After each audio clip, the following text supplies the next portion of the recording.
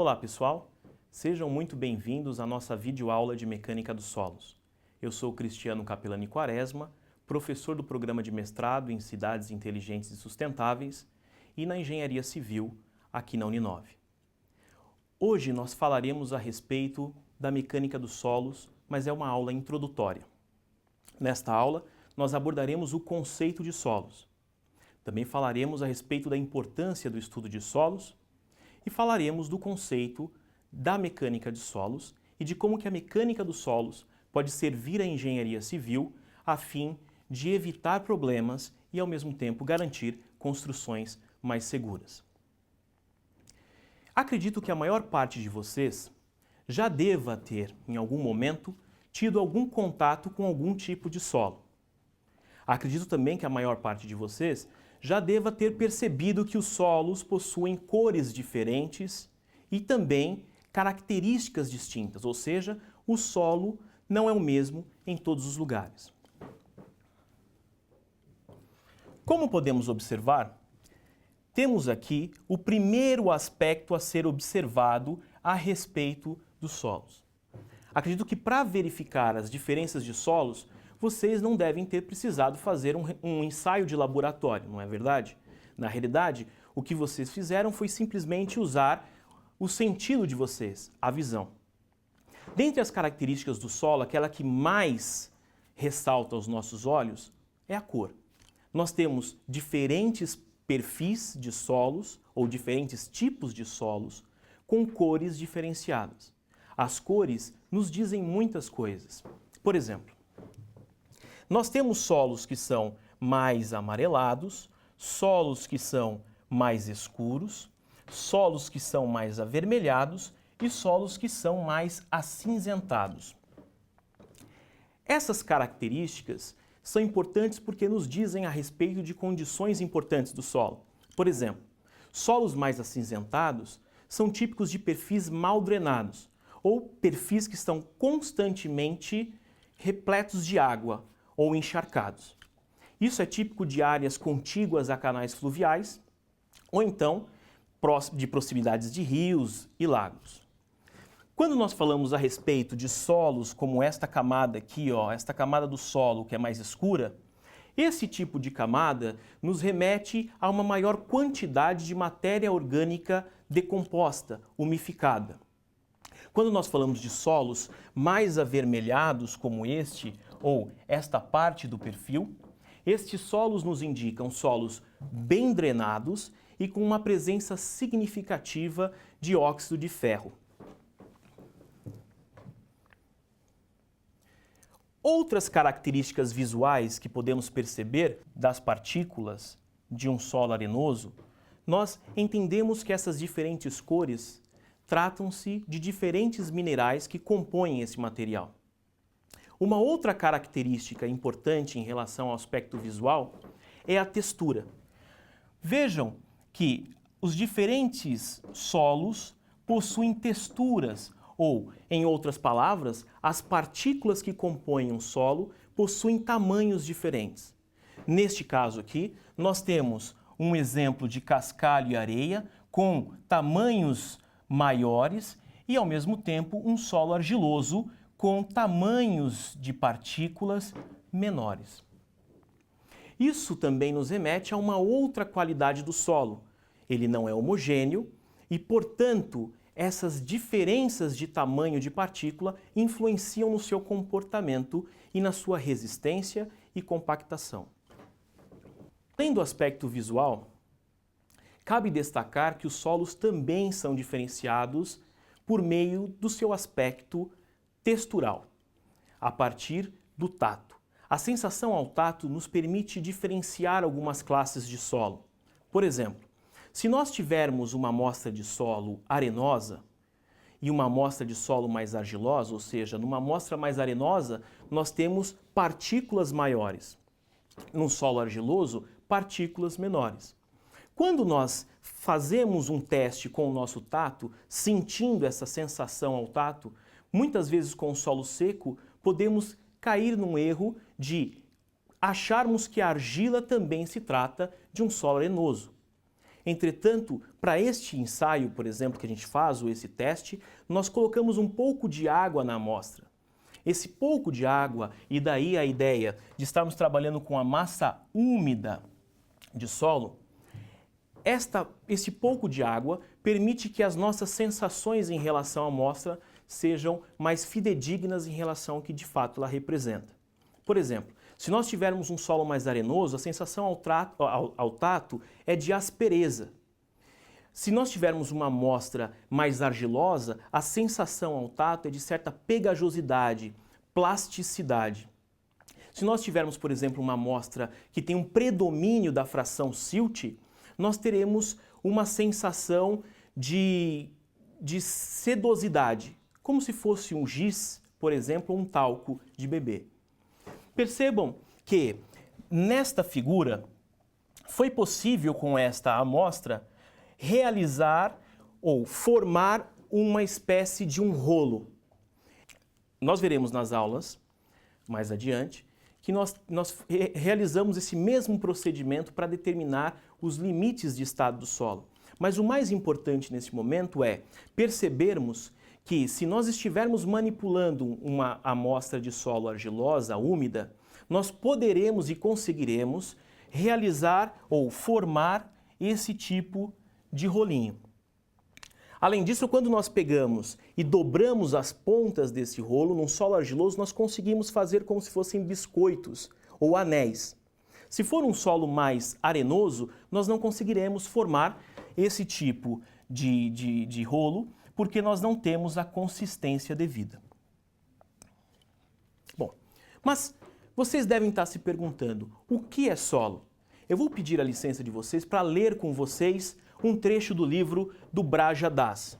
Então, solo, para fins de engenharia, é definido como um agregado não cimentado de grãos, minerais e matéria orgânica decomposta, que são as partículas sólidas do solo, com líquido e gás preenchendo os espaços vazios existentes entre as partículas.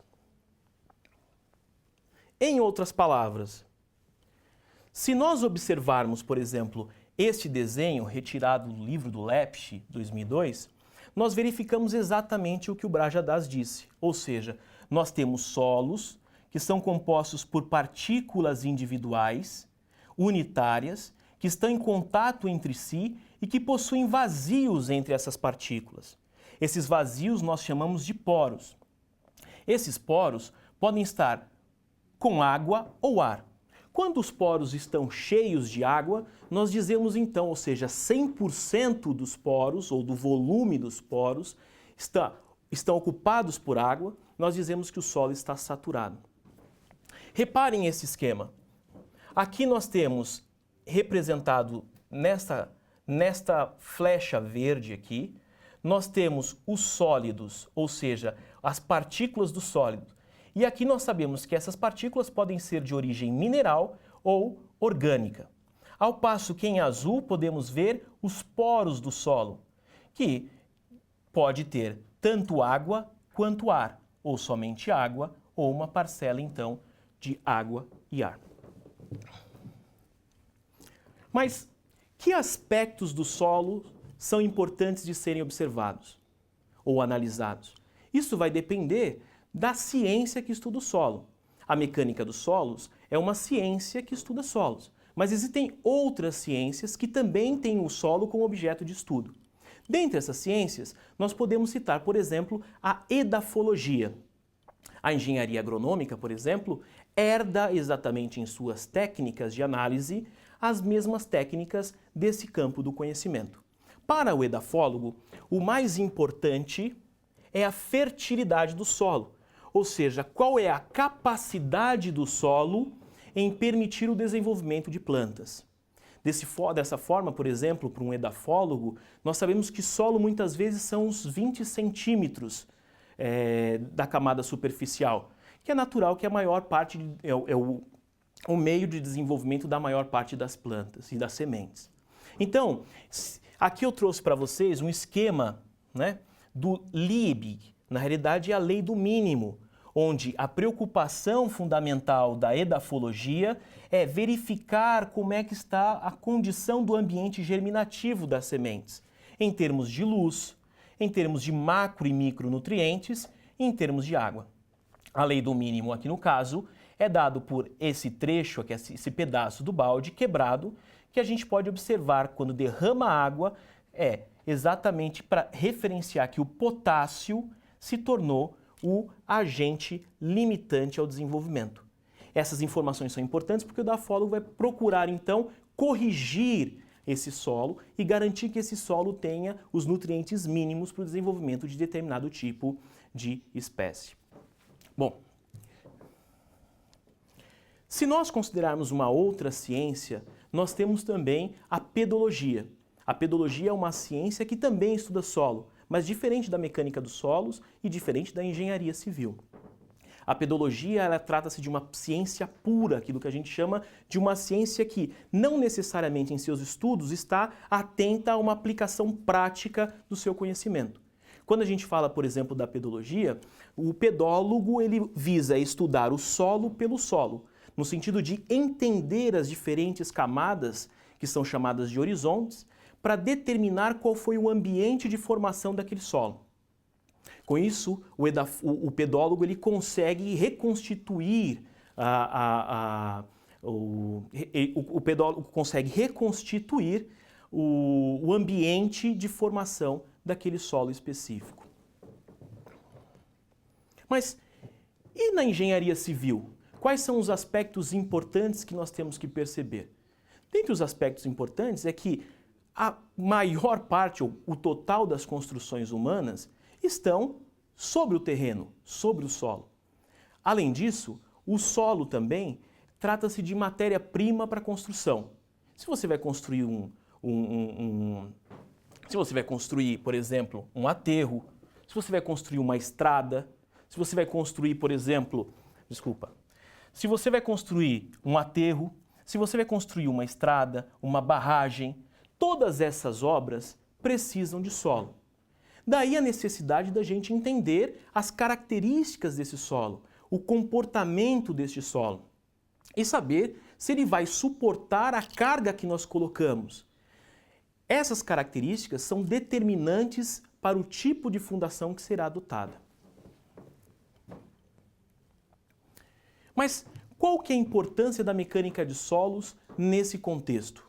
Vamos novamente ler aqui uma frase do Carlos Pinto em seu livro A Mecânica dos Solos, estuda o comportamento dos solos quando tensões são aplicadas, como no caso das fundações, ou aliviadas, no caso de escavações, ou perante o escoamento de água nos seus vazios. Ora, para a gente conhecer então o comportamento do solo, para a engenharia civil, nós temos que saber então se esse solo conseguirá ou não suportar a carga que está sendo colocada sobre ele. Então, é necessário conhecer o seu comportamento físico, o seu comportamento mecânico. E a ciência que estuda o comportamento físico e mecânico do solo é a mecânica dos solos. E quando o estudo falta? Quando não temos estudo, ou quando o estudo é falho, não é? Acontecem situações como essa.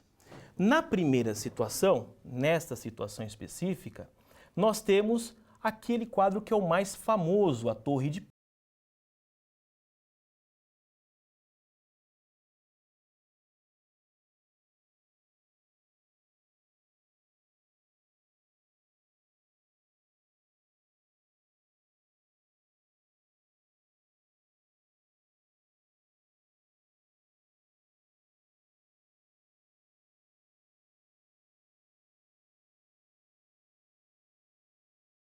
consideração esse tipo de característica. Então, as construções elas eram feitas mais que por tentativa e erro. Então, se construía num lugar, se dá certo, ok, se não dá certo, constrói-se em outro lugar. E aconteceu a mesma coisa com Pisa. Hoje, dadas as tecnologias mais atuais e os conhecimentos mais atuais, nós sabemos que a metros de profundidade, 11 metros mais ou menos de profundidade, temos uma camada extremamente frágil, o que responde pelo recalque na superfície. Mas será que esse problema só remete ao século XVIII? Percebam, esta outra ilustração é bastante comum aqui no Brasil ou então especificamente em São Paulo. Acho que grande parte dos telespectadores já devem ter observado essa situação em Santos. Quando observamos na orla de Santos, vemos alguns prédios tortos. Esses prédios tortos estão tortos exatamente por uma escolha de um tipo de fundação inapropriada para a qualidade do solo que ali existe. Então, novamente, torna-se necessário conhecer as propriedades do solo para que você tenha uma escolha adequada do tipo de fundação e para que, portanto, a sua construção seja mais segura. Ok, pessoal, muito obrigado. Espero que esse vídeo tenha sido útil para vocês e até o nosso próximo encontro.